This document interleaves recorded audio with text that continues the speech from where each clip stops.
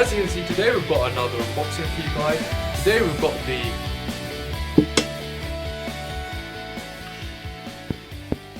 What's going on, guys? Demon56 here, and today we've got another unboxing for you guys. So let's get straight into this. This is the iPhone 6s Plus.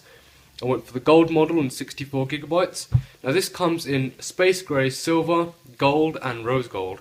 Now the gold is exclusive now to the 6s because they don't sell it on the 6 anymore, surprisingly. Don't know why, but they're just trying to make it exclusive or something.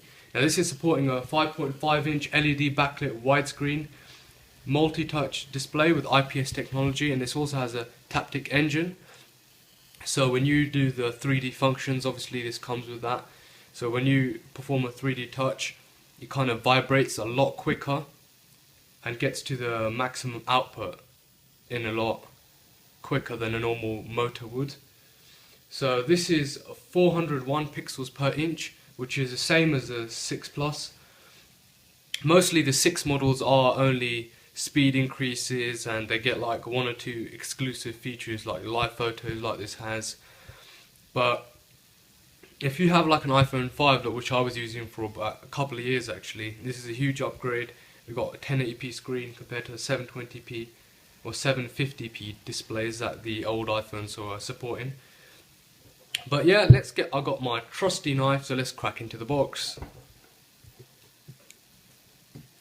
This obviously does come in 16, 64 and 128GB, and I still don't know why on earth Apple is selling these with bloody 16GB, but these are usually quite tight to get into the box, so let's crack on.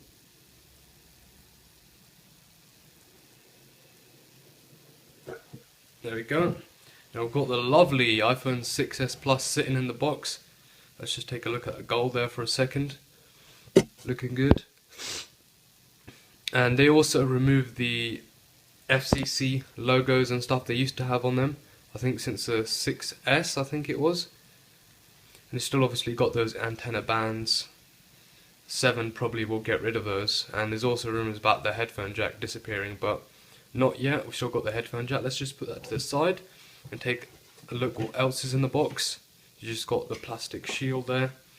Got the support documents, SIM removal tool, Apple stickers, the usual from Apple. Nothing changed there in about 5 years. And usually have your wall plug, your Apple earpods and your lightning cable. Now I don't know why they're still including a 5-watt adapter, because they clearly state that they should be charging you 6 Plus or any of the 6 Pluses, the 6S or the 6S Plus, with a 10-watt adapter, or the one that comes with an iPad. So still don't know why they're including that. I mean, really they should have given you the bigger one. But yeah, this is the phone itself. It's quite a lot larger than the Android counterparts, unless you're looking at stuff like the Note, Galaxy Note. The S6 is still not as big as this. The Edge 6S Edge is still not as big as this, but it's quite a nice size. There was a lot of, like, as you can see, my hand doesn't go all the way, but unless I kind of lose a bit of grip.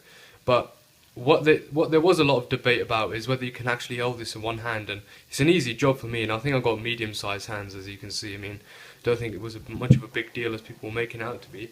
But just listing some of the specs here, it actually supports a A9 Apple chip with 64-bit architecture, which was introduced in the iPhone 5S, the 64-bit, and it's also embedded with an M9 Motion coprocessor.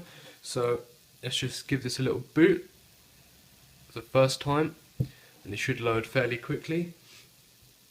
It's also obviously supporting 4G LTE, and the Touch ID on this is just something out of this world, honestly. It's so quick, you can literally just tap it and it will literally recognize your fingerprint. And that's a really nice thing what they've done about the 6S Plus. So obviously you'd have to activate this and just set it up.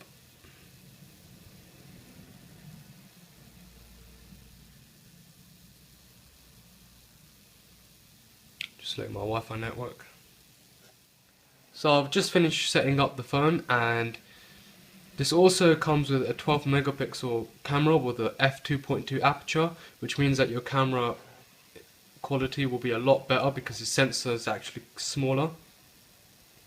So the 6 Plus and the 6S Plus also come with optical image stabilisation, which means that when you're running and recording with your phone, it won't shake as much on the video.